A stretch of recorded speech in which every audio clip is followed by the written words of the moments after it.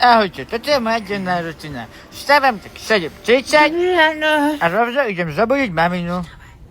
Lecz sobie nie chcę, ale kiedy ścianiem papą już potem idzie. Potem troszkę rozpodziem na pościele, umyłem się słupki, sprawił rutynu. Zresztą na ranejki som widział taką damę, która była veľmi oczarujúca, veľmi pekná, ale nie wiem, že prečo som sa chcel stále pozerať na ňu, ale nevedel som sa prestať pozerať na ňu. O to ma musel oťahnuť, v ránacu nemám vek. No a potom si tam ráno hrance s ketchupom a zapijem to fajne Coca-Colou. Po ranejkách sa ideme zahrať so svojím kamarátom, ktorého som stretol na dovolenke. Buongiorno, Marcello! Buonasera, Felipe!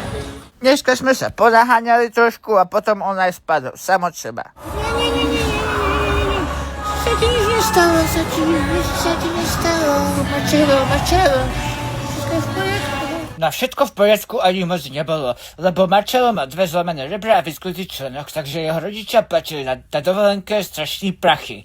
No ale keby mali AXA cestovné poistenie, tak by mali pekne mobilnú kartičku takto v mobile a by on ukázali, že my sme poistenie a my neplatíme, aby opravili Marcelita zadarmo.